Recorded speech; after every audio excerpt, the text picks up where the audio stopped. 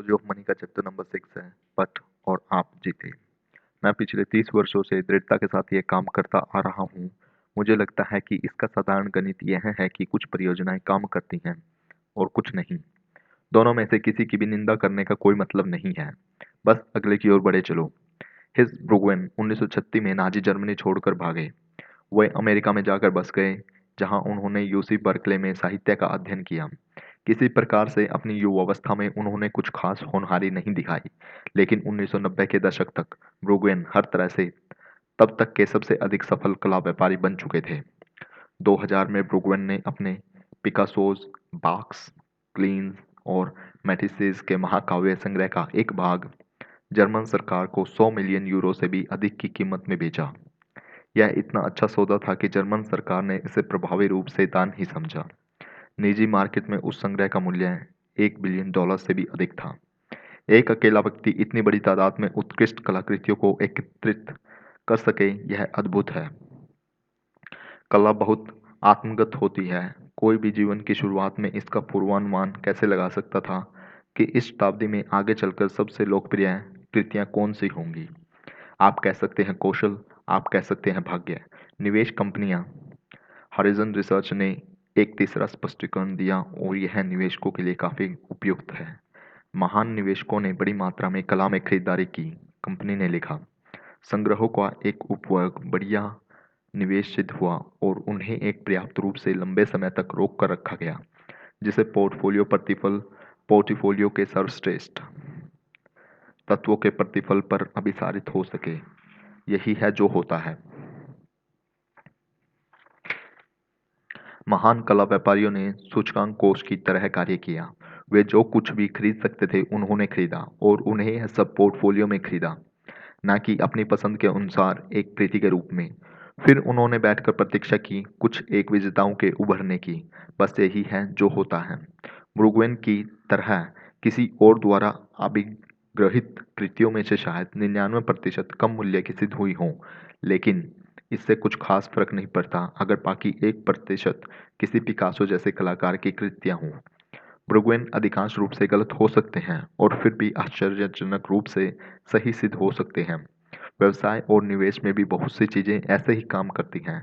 दीर्घपुच्छ परिणामों के वितरण के सबसे दूर के अंत तक का वित्त में अद्भुत प्रभाव होता है, जहां घटनाओं की एक छोटी संख्या अधिकतर परिणामों के लिए उत्तरदायी हो सकती है। यह समझना कठिन हो सकता है, तब भी जब आप गणित समझते हो। यह बिल्कुल सहजज्ञ नहीं है कि एक निवेशक आधा समय गलत हो और फिर भी समृद्ध हो सके। इसका मतलब यह है कि हम इस बात को कम आंकते हैं कि अनेक चीजों का असफल होना कितनी आम बात है, और यही हमें ऐसा होने पर बड़ी प्रतिक्रिया देने पर मजबूर करता है। स्टीमबोट विली ने वॉल्ट डिज्नी को एनिमेटर के रूप में प्रसिद्ध किया। व्यावसायिक सफलता अलग बात थी। डिज्नी का पहला स्टूडियो दिवालिया हो गया। उनकी फिल्मों का निर्माण भीषण रूप से महंगा था और चौंकाने वाली शर्तों पर वित्त पोषित। 1935 तक डिज्नी 400 कार्टून का निर्माण कर चुका था। उनमें से अधिकतर संक्षिप्त थे, अधिकतर दर्शकों के पसंदीदा थे और अधिकतर ने नुकसान उठाया। स्ट्रो वाइट एंड सेवन ड्वार्फ्स ने सब बदल कर रख दिया। 1938 के पहले 6 महीने में इसने $8 मिलियन कमाए, जो कंपनी की पिछली किसी भी कमाई से एक परिणाम क्रम से अधिक था। इसने डिजिटल स्टूडियोज को रूपांतरित करके रख दिया। कंपनी का सारा ऋण चुका दिया गया। मुख्य कर्मचारियों को यहाँ प्रतिधारण बोनस मिला। कंपनी ने बुरबैक में एक नया नवोन स्टूडियो खरीदा, जहाँ यह आज भी स्थित है। एक ऑस्कर ने वॉल्ट को लोकप्रिय रूप से पूर्णतः यशस्वी बना दिया। 1938 तक वे कई सौ घंटों की फिल्मों का निर्माण कर चुके थे, लेकिन उद्योग की भाषा में स्ट्रो वाइट के 83 मिनट ही थे जो मायने रखते थे। कुछ भी जो बड़ा लाभदायक, प्रसिद्ध या प्रभावशाली है, एक पुच्छ घटना का परिणाम है, लाखों में से एक दूरस्थ घटना। और हमारा अधिकतर ध्यान ऐसी चीजों पर जाता है जो बड़ी लाभदायक, प्रसिद्ध या प्रभावशाली हों। जब वे अधिकतर चीजें जिन पर हमारा ध्यान जाता है वे पुच्छ का परिणाम हो, इस बात को कम महत्व देना आसान हो जाता है कि वे कितनी दुर्लभ और शक्तिशाली हैं। कुछ पुच्छ संचालित उद्योग प्रत्यक्ष हैं। उद्यम पूंजी को ही लीजिए। अगर कोई वीसी 50 निवेश करे तो वे संभवतः उनमें से आधे की असफलता की अपेक्षा करते हैं, 10 के काफ़ी अच्छा करने की और 1 या 2 के बोनज़ा होने की, जो पूंजी के प्रतिफल के 100% का संचालन कर सके। एक बार निवेश कंपनी कोरिलेशन वेंचर्स ने आंकड़ों की संगणना की। 2004 से 2014 के बीच 21,000 से अधिक उद्यम वित्तीयन में थे। 65% का पैसा डूब गया। 2.5% निवेश ने 10 से 20 गुना के बीच कमाया और 1% ने 20 गुना से अधिक प्रतिफल कमाया। आधा प्रतिशत 21,000 में से लगभग 100 कंपनियों ने 50 गुना से अधिक कमाई की और यहीं से उद्योग का अधिकांश प्रतिफल आता है। आप सोचेंगे कि यही है जो उद्यम पूंजी को इतना जोखिम भरा बना देता है, और वीसी में निवेश करने वाला हर व्यक्ति जानता है कि यह जोखिम से भरा है। अधिकतर स्टार्टअप असफल हो जाते हैं और विश्व में बस कुछ एक को ही महासफल होने का अवसर मिलता है। यदि आपको अधिक सुरक्षित पूर्वानुमान और अधिक स्थिर प्रतिफल चाहिए तो आपको बड़ी सार्वजनिक कंपनियों में निवेश करना होगा। ऐसा ही आप सोचते होंगे। याद रखिए, पुंज से ही सब संचालित होता है। बड़े सार्वजनिक स्टॉक में समय के अंतराल में सफलता का वितरण उद्यम पूंजी से ज़्यादा अलग नहीं है। अधिकतर सार्वजनिक कंपनियां बेकार हैं, कुछ अच्छा करती हैं और बहुत ही थोड़ी अद्भुत विजेता बन जाती हैं, जिनके हाथ में स्टॉक मार्केट का अधिकांश प्रतिफल होता है। जेपी मॉर्गन एसेट मैनेजमेंट ने एक बार रसेल 3000 सूचकांक के लिए प्रतिफल का विवरण प्रकाशित किया, जो 1980 में सार्वजनिक कंपनी का एक बड़ा विस्तृत समूह है। रसेल के सभी 3000 स्टॉक घटकों में से 40% ने कम से कम अपना 70% मूल्य गंवा दिया और इस अवधि में कभी उबर नहीं पाए। प्रभावी रूप से सूचकांक का कुल प्रतिफल 7% घटक कंपनियों से आया, जिन्होंने लगभग 2 मानक विचलन से बेहतर प्रदर्शन किया। ऐसी अपेक्षा आप शायद उद्यम पूंजी से करेंगे, लेकिन यह एक अरुचिकर विविध सूचकांक में घटा। सार्वजनिक कंपनियों ने इस वर्चस्व से कोई भी उद्योग बचा नहीं है। आधे से ज़्यादा सार्वजनिक प्रौद्योगिकी एवं टेलीकॉम कंपनियां अपना अधिकतर मूल्य खो देती हैं और फिर उबर नहीं पाती। यहाँ तक कि जनोपयोगी सेवा संस्थानों में भी असफलता की दर 10 में से 1 से अधिक है। यहाँ पर दिलचस्प बात यह है कि आपको एक सार्वजनिक कंपनी और रसेल 3000 का सदस्य बनने के लिए सफलता का एक स्तर प्राप्त करना होगा। ये स्थापित संस्थाएं हैं, ना कि कोई अविश्वसनीय स्टार्टअप। फिर भी अधिकतर का जीवनकाल वर्षों में नापा जाता है, ना कि पीढ़ियों में। इनमें से एक कंपनी का उदाहरण लीजिए। कोरेल्को रसेल 3000 सूचकांक की एक पूर्व सदस्य है। इसने 1980 और 90 के दशकों में कुछ सबसे बड़ी फिल्मों का निर्माण किया, जिसमें रैम्बो की पहली 3 फिल्में, टर्मिनेटर 2, बेसिक इंस्टिंक्ट और टोटल रिकॉल शामिल हैं। कोरेल्को 1987 में सार्वजनिक हो गई। उसे बहुत सफलता मिली और उसने एक के बाद एक हिट फिल्में दी। 1991 में कोरेल्को ने आधा बिलियन का मुनाफा कमाया, 400 मिलियन के मार्केट कैप के साथ, जो उस समय की सबसे बड़ी राशि थी, खासकर एक फिल्म स्टूडियो के लिए। और फिर वह असफल हो गई। ब्लॉकबस्टर फिल्में आनी बंद हो गई, कुछ बड़े बजट के प्रोजेक्ट असफल हो गए और 1990 के दशक के बीच तक पहुंचते पहुंचते कोरेल्को बीता कल बन चुकी थी। 1996 में यह कंपनी दिवालिया हो गई। स्टॉक शून्य पर चला गया और बात खत्म। एक वित्तीयपूर्ण घाटा, और एक ऐसा घाटा जिसका सामना समय के साथ 10 में से 4 कंपनियां करती हैं। कोरेल्को कहानी बताने लायक इसलिए नहीं है कि यह अनदेखी है, बल्कि इसलिए कि यह बहुत आम है। यह इस कहानी का सबसे महत्वपूर्ण भाग है। रसेल 3000 1980 से लेकर अब तक 73 गुना से अधिक विकसित हो चुका है। यह एक शानदार प्रतिफल है। यह सफलता है। सूचकांक में 40% कंपनियां प्रभावी रूप से असफल थी, लेकिन 7% घटक जिन्होंने बेहतरीन प्रदर्शन किए, वे बेहतर कंपनियों की कमी पूरा करने के लिए बहुत थी। ठीक हीज ब्रुगमैन की तरह, लेकिन पिकासो और मैटिज के बजाय माइक्रोसॉफ्ट और वॉलमार्ट के साथ। न सिर्फ कुछ कंपनियों के हाथ में मार्केट का अधिकांश प्रतिफल होता है, बल्कि उन कंपनियों के अंदर और कुछ घटनाएं होती हैं। 2018 में अमेजॉन ने एक S&P 500 के प्रतिफल का 6% संचालित किया, और अमेजॉन की प्रगति लगभग पूरी तरह से प्राइम और अमेजॉन वेब सेवाओं के कारण है, जो खुद में उस कंपनी की कुछ घटनाएं हैं, जिसने फायरफोन से लेकर ट्रैवल एजेंसी तक सैकड़ों उत्पादों के साथ प्रयोग किया। 2018 में एप्पल लगभग 7% सूचकांक प्रतिफल के लिए उत्तरदायी था।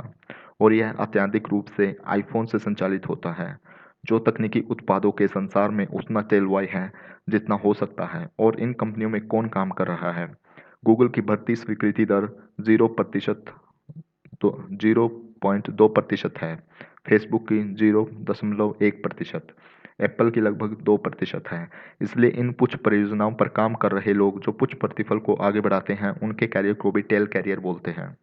यह अवधारणा कि कुछ चीज़ें अधिकतर परिणामों के लिए उत्तरदायी होती हैं, मात्र आपके निवेश पोर्टफोलियो की कंपनियों के लिए लागू नहीं होती। यह निवेशक के रूप में आपके आचरण का भी महत्वपूर्ण पहलू है।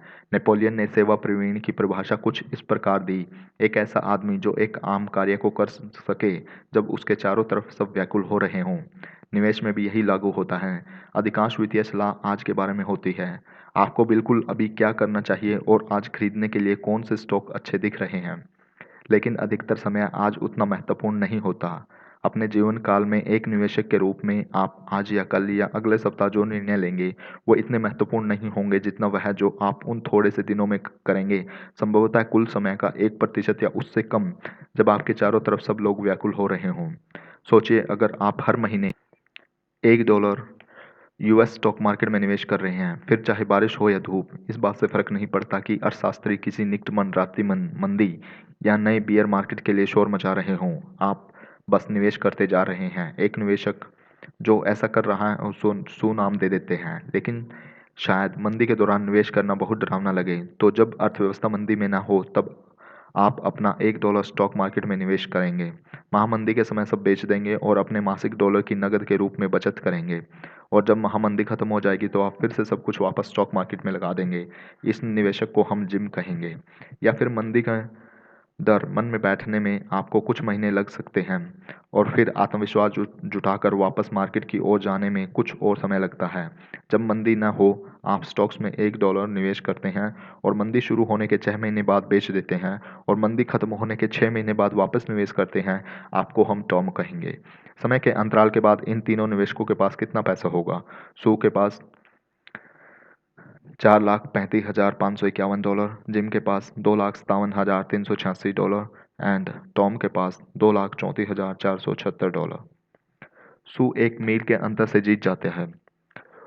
1900 से 2019 के बीच 1428 महीने थे। उनमें से 300 से कुछ अधिक मंदी के दौरान थे, तो सिर्फ 22% समय के दौरान अपना धैर्य बनाए रखने से, जब अर्थव्यवस्था महामंदी में हो या उसके निकट हो, सू ने जिम और टॉम के मुकाबले 3/4 अधिक राशि पाई। अब एक हाल ही का उदाहरण लें। देर 2008 या शुरुआती 2009 के कुछ महीनों में एक निवेशक के रूप में आपके जैसा आचरण रहा, वह आपके आजीवन प्रतिफल को अधिक प्रभावित करेगा उन सब की तुलना में जो आपने 2000 से 2008 तक किया। विमान चालकों पर एक पुराना चुटकुला है कि उनका काम घंटे दर घंटे बोरियत का ही है, बस बीच के सरासर दहशत के कुछ लम्हों के अलावा। निवेश में भी ठीक ऐसा ही होता है। एक निवेशक के रूप में आपकी सफलता इस बात से निर्धारित होगी कि आप बीच में आने वाले उन दहशत के लम्हों में कैसे प्रत्युत्तर देते हैं, ना कि गाड़ी को नियंत्रण में रखने के लिए बिताए वर्षों में। एक प्रतिभावान निवेशक वह पुरुष या महिला है जो उस समय के औसत कार्य कर सके जब उसके चारों तरफ सब व्याकुल हुए जा रहे हों। सारा संचालन पुच्छ के द्वारा ही होता है। जब आप यह मान लेते हैं कि व्यवसाय, निवेश और वित्त में सब संचालन पुच्छ द्वारा ही होता है, तो आप समझ जाते हैं कि बहुत सी चीज़ों का गलत हो जाना, टूटना, असफल होना या गिरना सामान्य बात है। यदि आप स्टॉक अच्छी तरह चुनना जानते हैं, शायद आप आधी बार ठीक होंगे। यदि आप एक अच्छे अग्रणी व्यवसायी हैं, तो शायद आपके आधे उत्पाद और आधी कार्यनीतियाँ काम करेंगी। यदि आप एक अच्छे निवेशक हैं, तो आपके अधिकतर वर्ष बस ठीक-ठाक होंगे और बहुत से खराब होंगे। यदि आप अच्छे कर्मी हैं, तो आप कई प्रयासों और आजमाइशों के बाद सही क्षेत्र में, सही कंपनी में स्थान प्राप्त कर लेंगे। और वह तब, अगर आप अच्छे हों। पीटर लिंच हमारे समय के सर्वश्रेष्ठ निवेशकों में से एक हैं। अगर आप इस व्यवसाय में शानदार हों तो आप 10 में से 6 बार सही होंगे। उन्होंने एक बार कहा था, कुछ ऐसा क्षेत्र है जहां आपको हर बार निपुण होना आवश्यक है, उदाहरण के लिए विमान उड़ाना। फिर ऐसे भी क्षेत्र हैं जहां आपको कम से कम हर बार काफ़ी अच्छा होना जरूरी है, जैसे रेस्तरां का बावर्ची। निवेश, व्यवसाय और वित्त इन तीनों क्षेत्रों की तरह नहीं है। एक ऐसी बात जो मैंने निवेशकों और उद्योगपतियों से सीखी है वह है कि कोई भी हमेशा अच्छे निर्णय नहीं लेता। सबसे प्रभावशाली व्यक्ति ऐसी खराब योजनाओं से बड़े होते हैं जिन पे वे प्राय अमल भी कर बैठते हैं। अमेज़न को ही लीजिए, यह सोचना बिल्कुल सहजज्ञ नहीं है कि किसी बड़ी कंपनी में एक असफल प्रोडक्ट लॉन्च सामान्य और ठीक होगा। संभवतः आप सोचेंगे कि सीईओ को शेयरधारकों से माफी मांगनी चाहिए, लेकिन सीईओ जेफ बेजोस ने कंपनी के फायरफोन के दुर्भाग्यपूर्ण लॉन्च के कुछ ही देर बाद कहा, अगर आप सोचते हैं कि यह एक बड़ी असफलता है, हम फिलहाल इससे भी बड़ी असफलताओं पर काम कर रहे हैं। मैं मजाक नहीं कर रहा हूँ। इनमें से कुछ ऐसे भी हैं जिनके सामने फायरफोन एक छोटे ब्लू चिप जैसा नजर आएगा। अमेज़न के लिए फायरफोन पर इतना घाटा ठीक है क्योंकि इसका भुगतान अमेज़न वेब सर्विस जैसी किसी सेवा से हो जाएगा जिससे खरबों डॉलर की आय होती है। पुश द्वारा किया गया बचाव। नेटफ्लिक्स सीईओ रीड हेस्टिंग ने एक बार घोषणा की कि उनकी कंपनी के कई बजट के प्रोडक्शन रद्द कर रही है। उन्होंने कहा, हमारा हिट अनुपात फिलहाल बहुत ज़्यादा है। मैं हमेशा कंटेंट टीम को ताकीद करता रहता हूँ, हमें और जोखिम उठाना होगा। आपको असाधारण चीज़ें करनी चाहिए क्योंकि कुल मिलाकर हमारा कैंसिल रेट ज़्यादा होना चाहिए। यह न तो भ्रम है और ना ही उत्तरदायित्व की हार। यह इस बात की बुद्धिपूर्णता अभिस्वीकृति है कि किस प्रकार पुश द्वारा सफलता का संचालन होता है। हर अमेज़न प्राइम या orange is the new black के लिए आप निश्चय ही जानते हैं कि कुछ असफलताएं भी झेलनी होंगी। इस बात के स्वाभाविक न प्रतीत होने का एक कारण यह है कि अधिकतर क्षेत्रों में हम बस तैयार उत्पाद को देखते हैं, उस घाटे को नहीं जिसने कुछ सफलताओं का उत्पाद को आगे बढ़ाया। जिस क्रिस रॉक को मैं टीवी पर देखता हूँ वह हास्यास्पद और त्रुटिहीन है। वह क्रिस रॉक जो हर साल दर्जनों छोटे क्लबों में अभिनय करता है, वह बस ठीक ठाक है। ऐसा ही होता है। कोई भी निपुण हास्य अभिनेता पहले से ही यह नहीं जान सकता कि कौन से चुटकुला बढ़िया तौर पर बाहर आएगा। हर बड़ा हास्य अभिनेता बड़े स्थलों में प्रदर्शन करने से पहले छोटे क्लबों में अपने काम की परख करता है। रॉक से एक बार पूछा गया कि क्या वे छोटे क्लबों की कमी महसूस करते हैं। उन्होंने जवाब दिया, जब मैं कोई दौरा शुरू करता हूँ ऐसा नहीं कि मैं सीधे अखाड़े में उतर जाता हूँ। मैं पिछले दौर से पहले मैंने न्यू ब्रंसविक के स्ट्रेस फैक्ट्री नाम की एक जगह में प्रदर्शन किया। दौरे के लिए तैयार होने के लिए मैंने लगभग 40 से 50 शो किए। एक समाचार पत्र ने इन छोटे छोटे क्लबों के सत्रों को प्रकाशित किया। इनमें बताया गया कि किस प्रकार रॉक अपने नोट्स के पन्ने पलटते और बीच में अटक जाते। मुझे इनमें से कुछ चुटकुले हटाने होंगे, उन्होंने प्रहसन की बीचों बात बीच कहा। ये बढ़िया चुटकुले जो मैं नेटफ्लिक्स पर देखता हूँ वे कुछ हैं जो सैकड़ों प्रयासों के ब्रह्मांड से निकल कर आए हैं। निवेश में भी कुछ ऐसा ही होता है। वॉरेन बफेट की कुल संपत्ति या औसत वार्षिक प्रतिफल जानना आसान है, या फिर उनके सर्वश्रेष्ठ सबसे उल्लेखनीय निवेश वे खुले तौर पर उपलब्ध हैं और उन्हीं के बारे में लोग बात भी करते हैं। हर वह निवेश जो उन्होंने अपने कैरियर में किया उनका हिसाब लगाना बहुत कठिन है। कोई भी बेकार चयन, खराब व्यवसाय और बुरे अर्जन के बारे में बात नहीं करता, लेकिन वे बफेट की कहानी का एक बड़ा हिस्सा हैं। वे पुच्छ संचालित प्रतिफल का दूसरा छोर हैं। 2013 में वर्कशायर हैवेथ शेयर होल्डर सभा में वॉरेन बफेट ने बताया कि उन्होंने अपने जीवन में 400 से 500 स्टॉक रखे, लेकिन उनमें से सिर्फ 10 पर ही अपना अधिकतर पैसा कमाया। चार्ली मुंगेर ने कहा, अगर आप बर्कशायर के कुछ शीर्ष निवेशकों को हटा दें, इसका दीर्घकालीन पिछला कार्य निष्पादन रिकॉर्ड बहुत ही औसत है। जब हम किसी प्रेरणा स्रोत व्यक्ति की सफलताओं पर खास ध्यान देते हैं तो हम यह नज़रअंदाज कर देते हैं कि उनकी सफलताएं उनके कार्यों के एक छोटे प्रतिफल के कारण है। इस कारण हम अपनी खुद की असफलताओं, हानियों और विघ्नों के चलते ऐसा अनुभव करने लगते हैं कि हम कुछ गलत कर रहे हैं, लेकिन यह संभवतः है कि हम गलत हों या फिर लगभग सही। जैसा कि अक्सर विशेषज्ञ होते हैं, हो सकता है कि जब वे सही थे तो अधिक सही रहे हों, लेकिन यह भी संभव है कि वे उतनी बार गलत भी रहे हों जितना कि आप। यह महत्वपूर्ण नहीं कि आप सही हैं या गलत, जॉर्ज सोरेस ने एक बार कहा था, बल्कि महत्वपूर्ण यह है कि जब आप सही हैं तो आप कितना धन कमा रहे हैं, और जब आप गलत हैं तो आप कितना नुकसान उठा रहे हैं। आप आधे से ज़्यादा बार गलत हो सकते हैं और फिर भी समृद्धि प्राप्त कर सकते हैं। हमारी आकाशगंगा में 100 मिलियन ग्रह हैं, जिसमें से हम जानते हैं सिर्फ एक पर ही बुद्धिमत्ता पूर्ण जीवन मौजूद है। यह तथ्य कि आप यह किताब पढ़ रहे हैं, यह उस सबसे लंबी पूछ का परिणाम है जिसकी आप कल्पना कर सकते हैं, और यह सब एक खुश होने की बात है। अब आगे देखते हैं कि कैसे धन संपत्ति आपको और अधिक खुश कर सकती है। Chapter 6 completed.